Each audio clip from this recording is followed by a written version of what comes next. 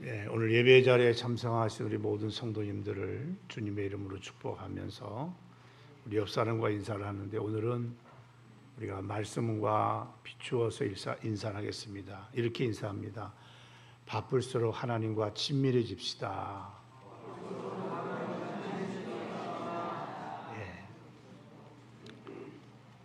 바쁘다고 하나님과 멀어지는 게 아니고, 여러분 바쁠수록 하나님과 더 친밀한 그런 우리 성도의 모습이 되어졌으면 좋겠습니다.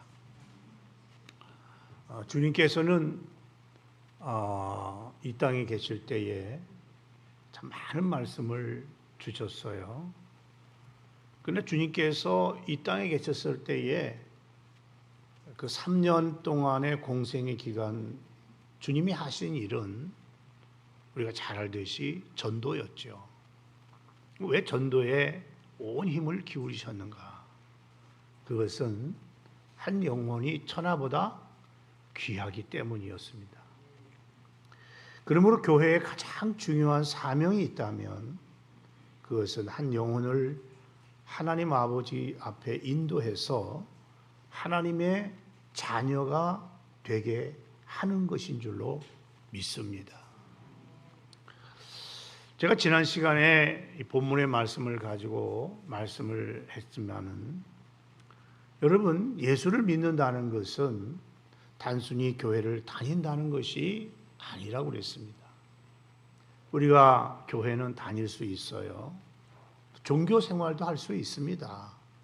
그러나 여러분, 우리가 분명히 알아야 할 것은, 예수를 믿는다는 것은 예수님과 관계를 맺는 것입니다. 여러분, 아무리 오래 교회 다녔다고 하더라도 예수님과 아무 관계를 맺지 못했다면 그 사람은 교회를 헛다닌 것입니다. 교회에 다닌 의미가 아무것도 없게 되는 것이죠. 우리가 예수님과 새로운 관계를 맺게 되는 건데, 이 새로운 관계는 몇 가지로 성경이 이야기하고 있어요. 그 가운데 오늘은 아버지와 아들의 관계로서 여러분, 우리가 이 말씀을 함께 좀 나누는 시간을 가져보려고 합니다. 우리가 예수를 믿게 되면 여러 관계의 모습을 갖게 되지만, 우리가 그 가운데서 하나님과 맺어지게 되는 첫 번째 아주 중요한 관계가 뭐냐면, 내가 하나님을 향해서 아빠라고 부를 수 있고 아버지라고 부를 수 있을 뿐만 아니라 또 내가 하나님의 자녀가 된다고 하는 것입니다. 여러분, 누가 천지 만물을 창조하신 하나님을 향해서 감히 아빠라고 아버지라고 우리가 부를 수가 있겠어요? 세상 어디에도, 세상 어떤 종교도 여러분, 자기가 믿는 신을 아버지라고 부를 수 있는 것은 없어요. 성경에도 보게 되면 하나님을 그렇게 신실하게 믿었고, 여러분, 의인이라고 칭했던 많은 사람들도 하나님을 향해서 아버지라고 부를 수 있었던 사람은 한 사람도 없었습니다. 오직 하나님을 향해서 아빠, 아버지 이렇게 부를 수 있으셨던 분은 하나님의 아들이 되신 예수 그리스도 한 분밖에는 없었습니다. 그런데 여러분, 놀랍게도 성경은 우리에게 무엇을 이야기하고 있는 줄 아십니까? 오늘 예수를 믿고 있는 저와 여러분이 예수님과 같이 이 세상을 창조하신 그 하나님을 향해서 아빠라고 아버지라고 부를 수 있게 되었다는 것입니다.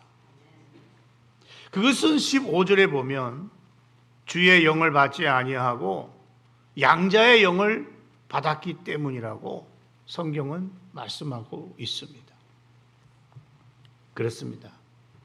오늘 여러분, 우리가 정말로 예수를 믿고 예수를 나의 구주로 영접하였다면 저와 여러분은 예수님처럼 이 세상을 창조하셨던 그 하나님을 향해서 아빠, 아버지라고 부를 수 있는 것입니다.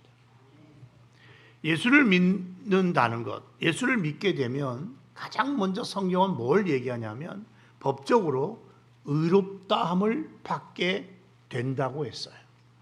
근데 여러분, 의롭다함을 받게 될 것만 아니라 하나님의 자녀도 된다고 말씀하고 있어요. 우리 하나님의 자녀가 되면 성령께서 믿는 자의 마음속에 찾아오셔요. 양자의 영으로 찾아오셔서 우리에게 하시는 일이 있는데, 그것은 우리로 하여금 억지로 하나님을 아버지 이렇게 부르게 하지 않으시고 우리의 마음을 감동하시고 감격해 하시고 감화시키셔서 마음으로부터 우러나오도록 하나님을 향한 친밀함과 사랑의 마음, 사랑의 감정을 갖게 하심으로써 하나님을 향해서 아빠, 아버지라고 부를 수 있도록 만들어 주신다는 거예요. 누가? 성령님께서. 양자의 영이 되신 그 성령님이 우리 안에 오게 되면 그 사람은 의무감으로 하나님을 아버지라고 부르지 않게 한다는 거예요. 마음으로부터 우러나오는 친밀함과 사랑의 감정을 가지고 하나님을 향해서 아버지라고 부를 수 있도록 우리를 만들어 주신다는 거예요. 성령님이, 양자의 영이 되신 그분께서. 그래서 여러분, 이 땅의 피조물인 우리 인간, 여러분, 창조하신 창조주 되신 하나님을, 유한하신 우리 인간들이 영원하신 그 하나님을, 여러분, 낮고 천한 우리 인간들이 하늘의 천군 천사를 거느리시는 만군의 하나님 여호와를 아버지라고 부를 수 있다는 것, 이것은 여러분 상상을 초월하는 어마어마한 엄청난 축복이고 영광스러운 특권이라는 사실을 여러분 믿으시기 바랍니다. 저는 여러분 모두가 이 특권을, 이 축복을 누리며 사는 자가 되시기를 주의 이름으로 축원합니다. 그런데 우리 주변에 보게 되면 아직도 여러분 교회에 다니지만 하나님이 내 아버지가 되신다고 생각하지 못하고 나는 그분의 자녀라는 확신이 없이 여러분 교회에 다니는 사람들이 참 많이 있다는 것입니다. 하나님이 내 아버지라는 사실을 의심하고 확신이 없이 교회에 다니는 사람들, 왜 의심하는 걸까요? 왜 믿지 못하는 걸까요? 분명히 성경은, 하나님은 우리에게 말씀하시기를 너희가 예수를 믿고 너희가 정말로 주를 영접했다면 하나님의 자녀가 되었다고 했는데 왜 확신하지 못하는 걸까요? 여러분, 우리는 확신을 가지고 믿음의 삶을 걸어갈 수 있어야 합니다. 우리가 확신을 가져야 할 이유가 있어요. 그것은 첫째로 여러분, 부모와 자녀된 관계는 변하지 않기 때문에 그렇습니다. 여러분, 한번 부모와 자녀가 되면 그 관계는 여러분 변하지 않아요. 요한복음 1장 12절을 우리 먼저 한번 읽겠습니다. 시작.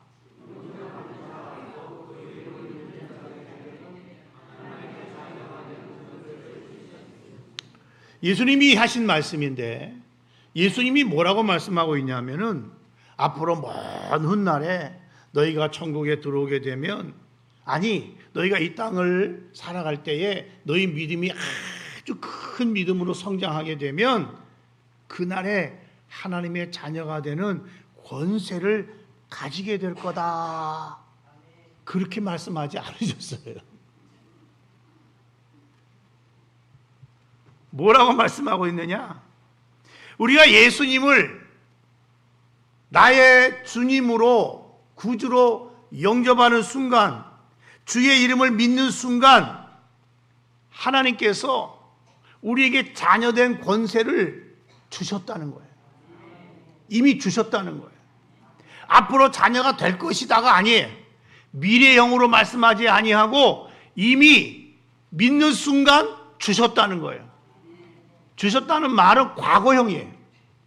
이미 받은 거예요. 이미 자녀가 된 거예요. 누가 그런 말씀하셨어요?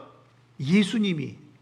여러분, 뭐 다른 사람이 그런 말을 했다면 혹시 의심할 필요가 있겠지만 예수님께서 말씀하셨기 때문에 이건 절대로 의심할 수 없는 확실한 말씀인 거 여러분 믿으시기 바랍니다. 그러므로 우리는 오늘의 삶의 현장에서 아니 내가 지금 어떤 상황 형편 가운데 있다 할지라도 정말로 내가 예수를 믿고 있다면 나는 하나님의 자녀인 것입니다. 하나님은 나의 아빠가 되시고 나의 아버지가 되신다는 것입니다. 정말로 예수를 믿고 여러분 우리가 예수를 영접하고 우리가 정말 거듭난 사람, 거듭난 성도가 되었다면 하늘이 두 쪽이 나도 저와 여러분은 하나님의 자녀라는 사실 믿으시기 바랍니다. 그 하나님이 나의 아버지가 되시고 아빠가 된다는 사실을 여러분 믿으시기 바랍니다. 내 영혼의 아버지가 되셨다고 분명히 예수님께서 말씀하셨습니다. 이 신분의 변화는 영원히 변하지가 않습니다. 이 신분의 변화는 결코 취소되지도 않습니다. 내가 혹시 잠시 이 땅에 사는 가운데에 아버지의 마음을 아프게 하고 아버지 좀 떠나는 삶을 살았다 할지라도 아버지와 자녀의 관계는 끊어지지 않는다는 것입니다. 어떤 환난이, 어떤 고난, 아니 실패, 아픔, 눈물도 나와 아버지의 관계를 끊을 수 없다고 성경은 말씀하고 있습니다. 여러분, 예수님이 이것을 우리에게 알려주시기 위해서 누가복음 15장에 둘째 아들, 우리가 일명 탕자의 비유라는 말씀을 주셨어요. 여러분, 이 둘째 아들이 아버지에게 재산을 달라고 그래서 먼 나라로 가가지고 허랑방탕의 재산 다 탕진했잖아요. 그리고 여러분 누가 먹을 걸 주지 않으니까 돼지가 먹는 쥐염명면을 먹으면서 간신히 여러분 연명하는 가운데에 그가 깨달았어요. 아이고, 내 아버지 집에 가면 이렇게 내가 안 살아도 되는데 내가 잘못 살았다. 그래서 그가 회개하고 아버지께로 돌아가죠. 근데 그 아버지 앞에 돌아갈 때 아들로 돌아갑니까? 품꾼의 하나로 써달라고 돌아갑니까? 품꾼의 하나로 써달라. 나 아들 자격 없어요. 그냥 아버지 밑에서 품꾼처럼 살게라도 좀 해주세요. 그때 아버지가 여러분 그래 넌 지금까지 한 행동을 보니까 아들 자격 없어. 넌 품꾼이야. 그랬습니까? 아니에요. 아버지는 그 아들을 여러분 향하여 달려가서 품에 안고 그리고 그 아들에게 제일 좋은 술을 입혀주잖아요. 손에 가락지도 끼워주잖아요. 발에 신도 신겨주잖아요. 여러분 이건 뭘 말하는지 아십니까? 그건 아들의 신분과 아들로서의 권세와 권위와 아들로서의 자유를 회복시켜 주겠다는 말씀이에요. 아들은 아들 자격 없으니까 그냥 품꾼으로 써주세요 그랬는데 아버지는 아니야. 그래도 너는 내 아들이야. 여러분 아들로서의 신분은 변하지 않아요. 그러므로 여러분 하나님 아버지와 우리 역시도 마찬가지입니다. 여러분 신분이 변하지 않는 한 아버지와 아들 역시 관계는 변하지 않는다는 사실 여러분 믿으시기 바랍니다. 또한 성경은 우리에게 뭘 얘기합니까? 왜 우리가 하나님이 아버지라는 사실을 의심하지 않고 확신할 수가 있느냐 하면 다시는 무서워하는 종의 영을 받지 않았기 때문이라고 말합니다. 본문 15절에 보게 되면 너희는 다시 무서워하는 종의 영을 받지 아니하고 그랬습니다. 여기 중요한 단어가 바로 다시라는 말이에요. 다시. 그러니까 여러분 지금 이 말씀을 우리가 생각해 보면 우리는 과거에 무서워하는 종의 영의 지배를 받고 살았다는 것을 의미하는 거예요. 근데 예수를 믿는 순간 이제는 그 무서워하는 종의 지배를 받지 않고 이제는 양자의 영을 받아서 양자로서 하나님의 자녀로서의 삶을 살게 됐다는 거예요. 과거에는 무서워하는 종의 지배, 여러분 종의 영의 지배를 받았지만 이제는 양자의 영을 받아서 다시는 그 무서워하는 종의 영의 여러분 지배를 받지 않아도 되고 또 그로 돌아가지 않아도 된다는 거예요. 아니 돌아가지 못한다는 거예요. 여러분 양자의 영을 받아서 하나님 자녀가 되면 더 이상 우리는 다시 종의 영으로 돌아갈 수 없다는 거예요. 다시 마귀에게로 돌아갈 수 없다는 거예요. 왜? 하나님이 우리를 자녀로 삼아주셨기 때문에. 때로 우리가 연약에 넘어질 수 있어요. 그러나 한번 양자의 영을 받아서 자녀가 된 사람, 그 사람은 영원히 하나님을 향해서 아빠라고 부를 수 있고 아버지라고 부를 수 있게 된 것입니다. 사도 요한이 이런 말을 했어요. 요한일서 3장 1절에 보라 아버지께서 어떠한 사랑을 우리에게 베푸사 하나님의 자녀라 일컬음을 받게 하셨는가. 어떤 사랑을 베푸셨느냐. 이 어떤 사랑은요 영원히 변치 않는 사랑이에요. 믿습니까? 여러분 하나님은 우리를 사랑하는데 손바닥 뒤집듯이 왔다 갔다 하는 그런 사랑이 아니에요. 성경은 그 사랑을 뭐라고 그랬어요? 끝까지 사랑을 했어요. 따라합시다. 끝까지 사랑. 하나님은 우리를 한번 사랑하면요 언제까지 사랑한다고요? 끝까지 사랑하는 거예요. 끝까지.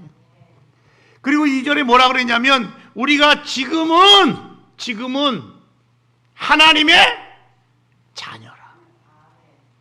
여러분 지금 우리는 누구의 자녀라고요? 하나님의 자녀라는 거예요. 우리가 정말 예수를 믿고 예수를 나의 구주로 영접했다면 우리는 지금 누구의 자녀라고요? 하나님의 자녀라는 것입니다. 여러분 중요한 것은 지금 나는 하나님의 자녀로 살아가고 있다는 것입니다. 누가 뭐래도 하나님께서 나를 향해서 말하기를 너는 내 아들, 내 딸이라고 말씀해주고 있다는 거예요. 인정해주고 있다는 거예요. 우리가 때로 여러분 살다 보면 연약함 때문에 허우적거리는 삶을 살 수도 있어요. 또 내 모습이 하나님 자녀답지 않은 그런 삶을 살 때도 있을 수 있어요. 또 내 느낌이나 감정, 여러분 하나님 앞에 죄송스러운 모습으로 여러분 살아갈 수 있어요. 그러나 그럼에도 불구하고 여전히 하나님은 말씀합니다. 너는 하나님의 자녀라고요. 그렇습니다. 왜냐하면 양자의 영을 받은 사람들은 다시는 무서워하는 종의 영을 받지 않기 때문에 그런 것입니다. 세 번째로 성경은 왜 우리가 관계를 의심하지 않고 확신 가운데 살아갈 수 있는가 하면은 성령께서 친히 우리가 하나님의 자녀인 것을 증언해 주시기 때문이라는 것입니다. 여러분 16절을 다 같이 한번 읽겠습니다. 시작.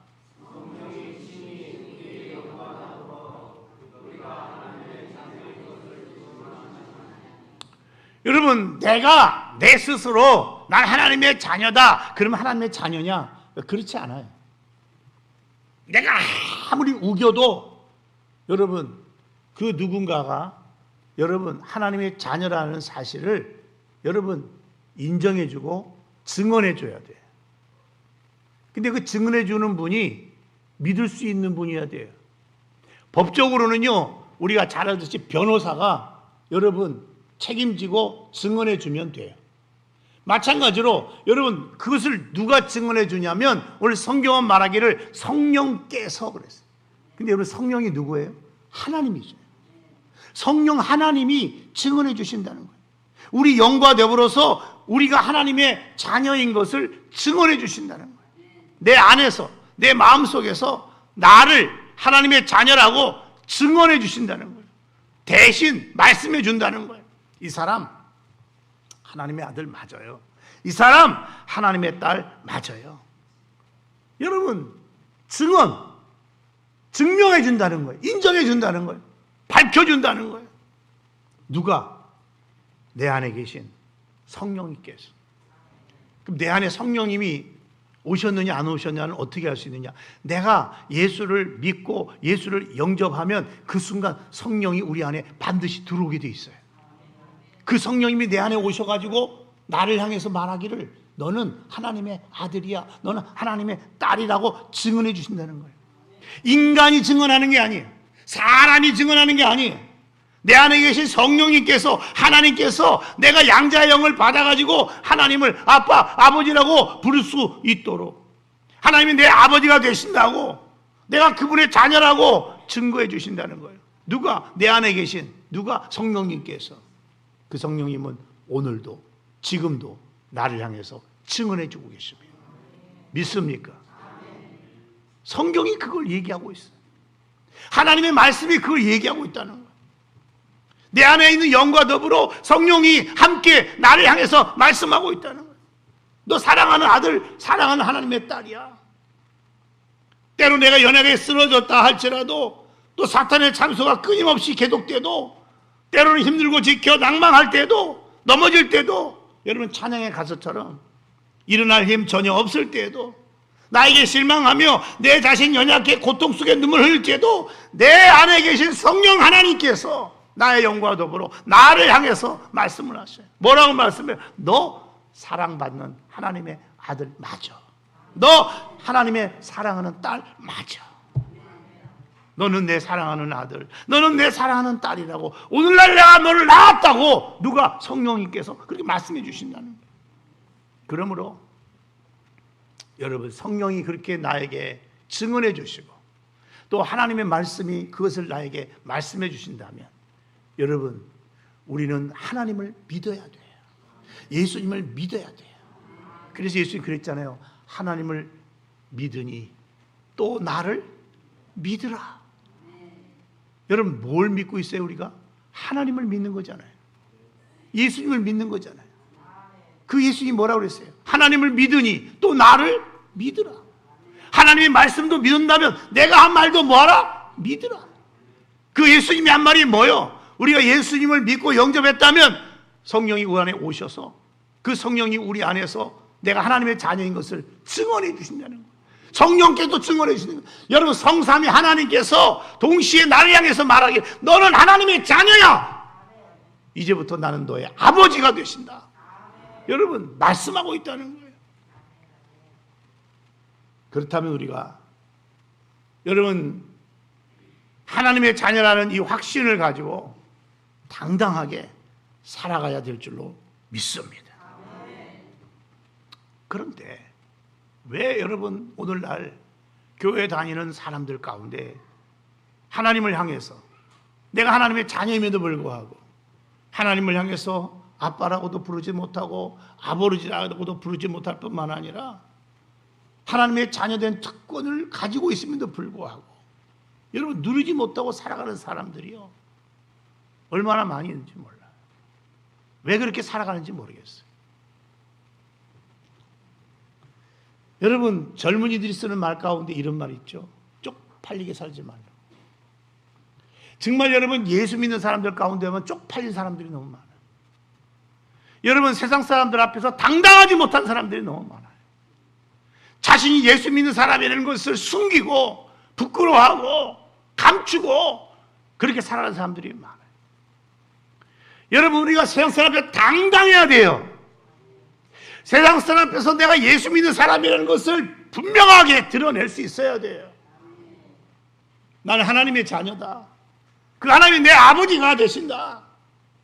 여러분, 좀 당당하게 살아야 되는데 왜 당당하게 살지 못하는지 모르겠어요.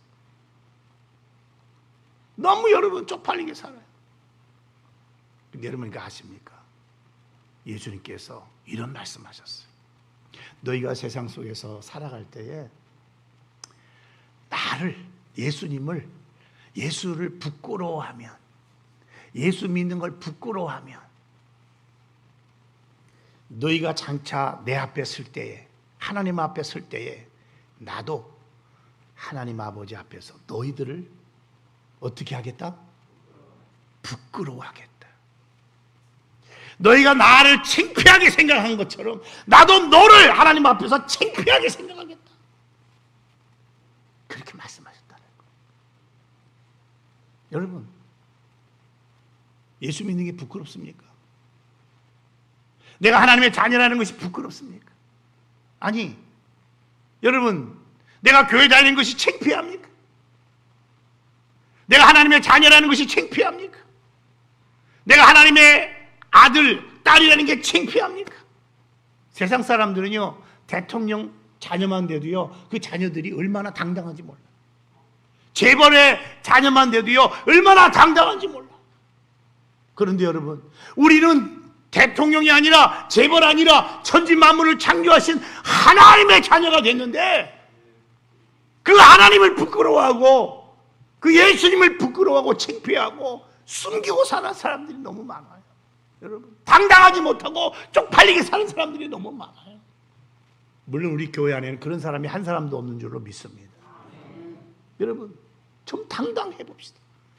우리 여러분 누구 앞에서도 내가 하나님의 사람이고, 내가 예수 믿는 사람이고, 내가 하나님의 자녀라는 이 분명한 사실을 드러내놓고 당당하게.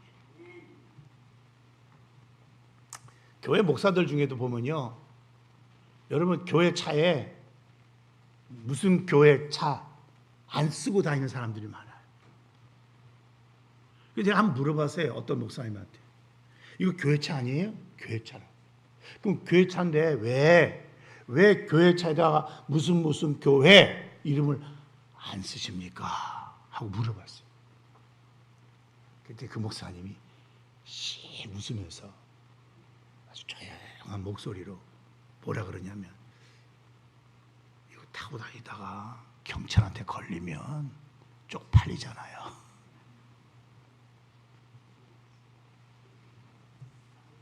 여러분, 신호 위반해가지고 걸리면 쪽팔린다는 거예요. 차라리 예수 안 믿는 것처럼, 예수 안 믿는 사람인 것처럼 하고 다니다가 걸리면 그나마 안 쪽팔릴 것 같아서. 그래서 그 목사를 쳐다보면서 그랬어요. 아예 처음부터 신호 위반 잘 지키면 되잖아요. 왜 신호 위반 안 지킬 걸 생각하고 왜 교회 이름을 안 다십니까? 어떤 사람은요, 교회 앞에다 편말을 붙여요. 여러분, 뭐라 그러죠? 이렇게 운전석 옆에 조수석에다가 편말을 이렇게 플라스틱으로 달아놔요.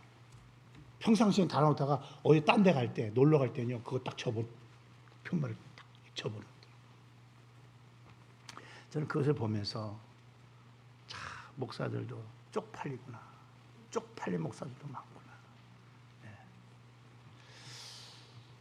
여러분, 우리 예수 믿는 사람들은 좀 당당해야 됐으면 좋겠어요.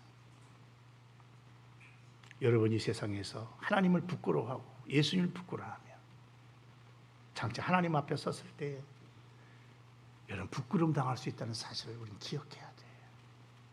우리는 예수 믿는 것이 자랑스러운 사람이 돼야 돼요. 내가 하나님의 자녀라는 것이 자랑스러운 사람이 돼야 돼요. 믿습니까? 저는 이 확신을 가지고 살아가는 저와 여러분이 되길 주의 이름으로 축원합니다. 미국 테네시시에 한 사생아로 태어난 소년이 있었는데 늘 차가운 시선 속에 살았어요. 왜? 사생아로 태어났기 때문에. 사람들에게 손가락질을 당하지. 근데 이 아이가 교회를 다녔는데 어느 주일날 여러분 그 교회 새로운 목사님이 예배를 마치고 이렇게 나오는 성도들을 맞이하는 가운데 이 소년을 보고 어깨를 탁 짚었대요. 이 소년이 움찔했어요. 목사님 물어봤어요.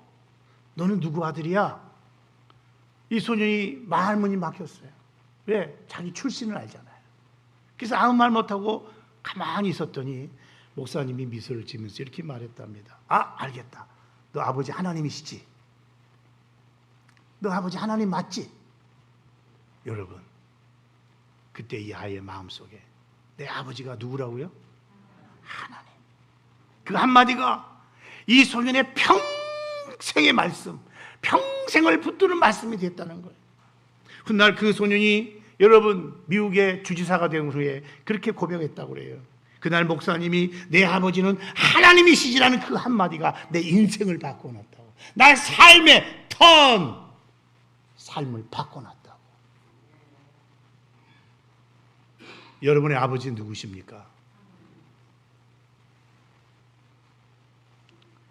우리가 하나님의 자녀가 되면요, 이 땅에서 누리는 특권이 있어요. 그 특복의 첫 번째가 뭐냐면, 먼저 말씀한 것처럼 아빠, 아버지라고 부르짖는 거예요. 15절을 다 같이 한번 읽겠습니다.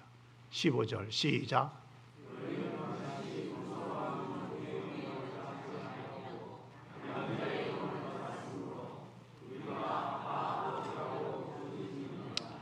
여러분, 양자의 영을 받고 하나님을 아빠, 아버지라고 부르짖는다고 그랬어요.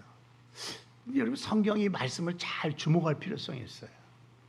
아빠, 아버지로 말하게 됐느니라 이렇게 하면 되잖아요. 근데 왜 부르짖는다는 말을 썼을까요? 여기에는요, 양면의 특징이 있어요. 부르짖는다는 말은 아빠, 아버지라고 말한다는 뜻도 있지만 그 아빠, 아버지를 향해서 기도한다는 뜻도 있어요. 성경에는요, 부르짖는다는 말은 어떤 의미로 많이 쓰였느냐 하면 기도한다는 의미로 많이 쓰였어요. 아빠, 아버지라고 부르짖는다는 말은 아빠, 아버지라고 부르짖으면서 그분께 뭐 한다? 기도한다는 거예요. 기도한다. 우리가 자녀로서 누리는 특권은 여러분, 천지 만물을 창조하시고 만왕의 왕이 되신 그 하나님이 내 아버지라고 그분을 부를 뿐만 아니라 그분 앞에 나아가 부르짖어서 기도할 수 있다는 거예요. 예수님도 이 땅에 계셨을 때에 그 하나님을 향해서 아빠, 아버지라고 부르지 않았어요? 십자가에서 아빠, 아버지 그렇게 예수님이 말했어요. 뿐만 아니라 예수님은 제자들에게 너희는 이렇게 기도하라고 기도를 가르쳐 주시면서 우리의 기도의 대상이 누구라고 말했죠? 하늘에 계신 우리 아버지라고 그랬어요. 여러분, 마태복음 6장 9절을 다 같이 한번 읽겠어요. 시작.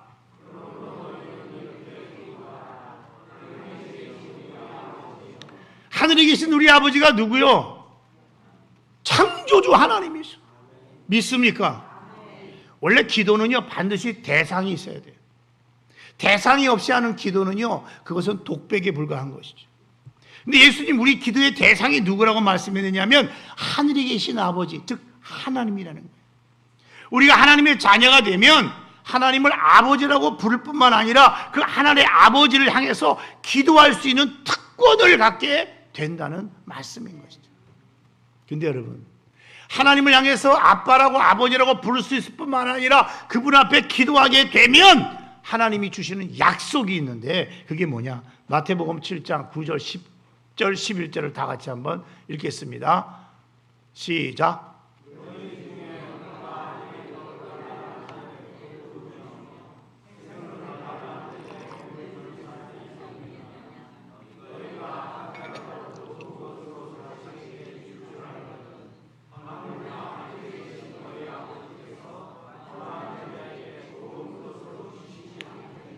하늘에 계신 너희 아버지께서 구하는 자에게, 부르짖고 구하는 기도하는 자에게 뭘로 주신다고 그랬어요?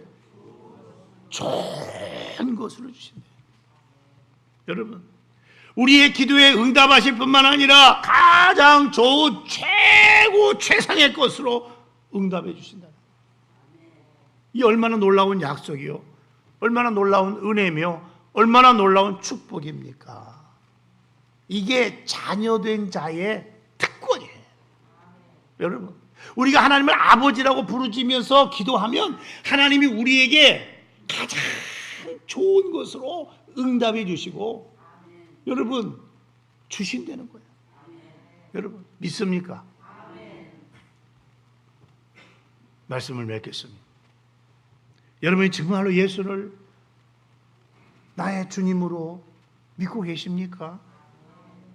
내 마음속에 주님을 영접하셨습니까? 그래서 여러분이 예수를 믿고 영접함으로 말미암아 양자의 영을 받아서 거듭난 성도가 되었다면 누가 뭐라고 해도 여러분은 하나님의 자녀인 것입니다. 하나님은 여러분의 아빠가 되시고 아버지가 되신다는 것입니다. 믿습니까? 믿습니까? 여러분 믿으시기 바랍니다. 그걸 누가 증언해 주고 있느냐? 성령 하나님이 증언해 주신다. 다른 누구도 아니고 하나님이, 성령 하나님께서 그 사실을 증언해 주신다는 거예요. 여러분, 그렇다면 분명하게 우리가 깨달아야 할 것이 있습니다. 그것은 우리가 하나님을 향해서 아버지라고 부를 수 있다는 것,